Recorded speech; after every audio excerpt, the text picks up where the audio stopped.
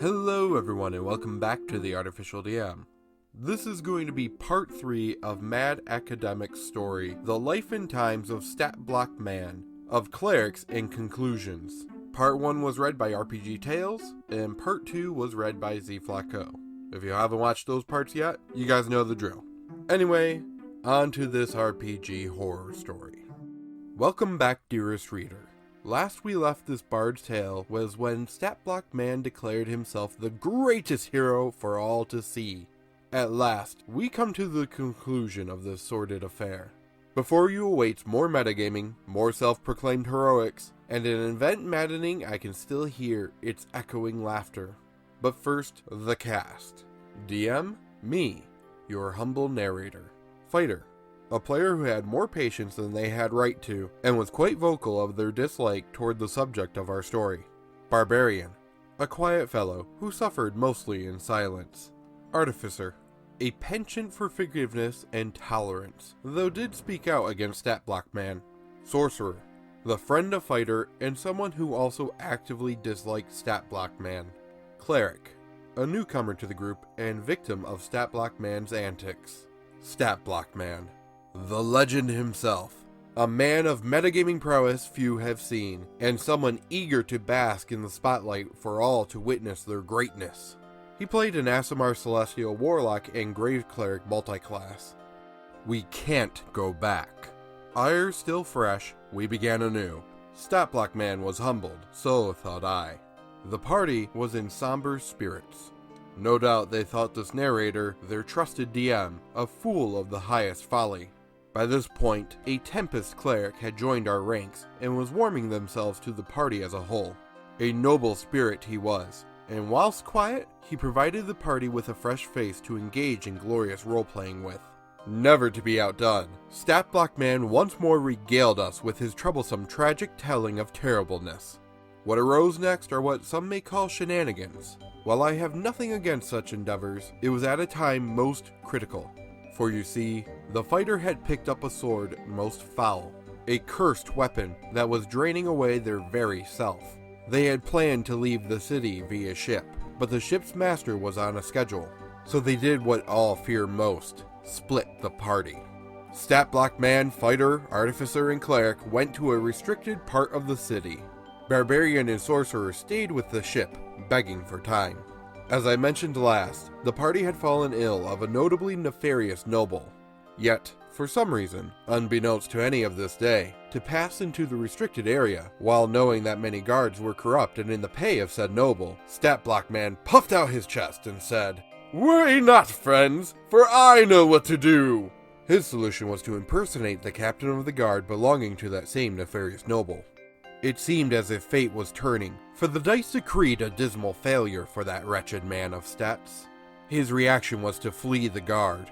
Up he flew, but like Icarus, he flew too high. Thwack! Thwack! Sang the crossbows as they shot him from the sky. And so Statblock Man fled to the docks. The guard gave a merry chase and took the fighter, artificer, and cleric into custody. The artificer used their quick wits to talk their way through, despite all odds, and were instead escorted to the temple. As payment for releasing the dear fighter from their curse, the temple priest asked the party to cleanse a close-by island of foul undead. And so they did. But not without Statblock Man crowing how amazing his daring escape from the city guard was. By this point, naught could be said, for he would be ceaseless in discharging his words. Wrapped in falsehood and self-aggrandizement, he babbled, oblivious to all. The events on the island are of little relevance, except for Statblock Man's recurring metagaming and the ghost incident. You see, good listener, Statblock Man knew no caution. Dice, thought he, are mine to command. I shall be the savior the party needs, even if they do not want it. Our stalwart cleric ended up possessed by a ghost. To save him, the dreaded statistician spoke up, rising like an unforeseen storm. "Inflict wounds!" Broken from my reverie, I queried, "My good man of stats, are you sure?"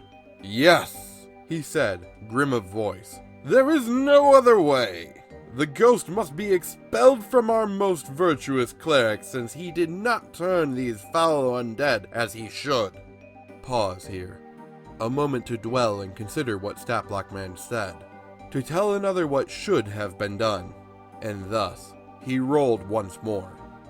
Fate, it seems, is as fickle as dice, and she laughed once more. "Natural 20, quoth the Statman. "Natural 20 and nothing more." I paused. All was silent. Here was true madness, I thought. Poor cleric, he did not die, but the table was inflamed, engulfed in their passions and rage against Statblock Man and I.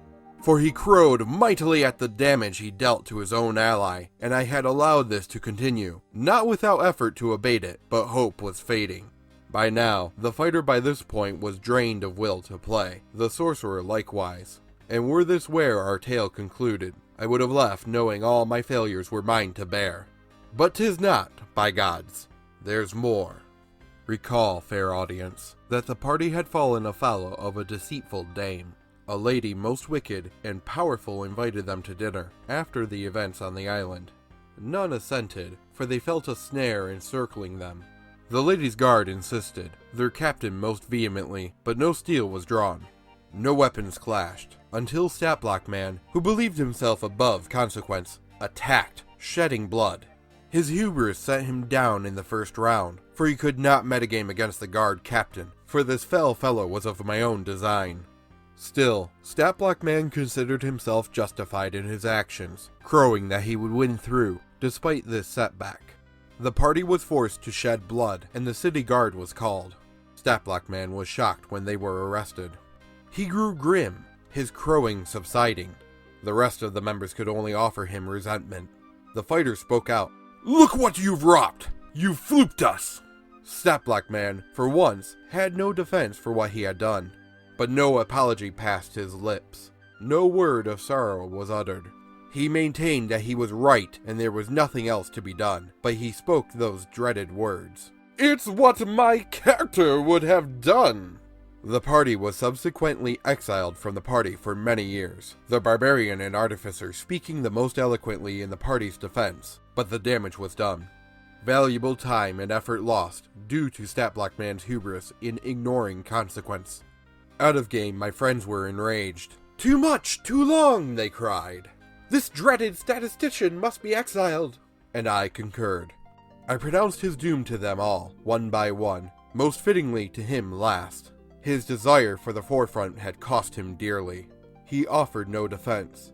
For all his verbosity, he offered no last effort, and he faded silently as a shade. "'Tis done," I thought. Farewell, Statman. Farewell, monstrous metagamer, you who'd quoth, "'Tis CR4. Farewell, I say. May you darken my game. Nevermore. Epilogue. Resilient listener, this concludes my tale. Here, inscribed in digital ink, are the life and times of Statblock Man. I know not what became of him. He is out there somewhere, they say, haunting the pages of the web. He waits, I fear, to burden some other soul with his eldritch truths. But he is gone. The party has moved on to many new adventures. The game still lives. We're better for it, and look back at the sordid tale with laughter and light in our eyes. The tale is told. My work is done. Thankfully, this narrator has been spared the horrors most others have endured. There is still the tale of Statblock Man's campaign in which I partook. There is also a retelling I could do. But, humble listener, I leave that to you. This concludes the tale of Statblock Man. If you enjoyed the whole thing, be sure you leave a like button on each person's video, and if you enjoyed the tale and want to hear more just like this, you can hit the subscribe button and listen to more tales to come. That's gonna do it for today, and until next time, hope you feel inspired.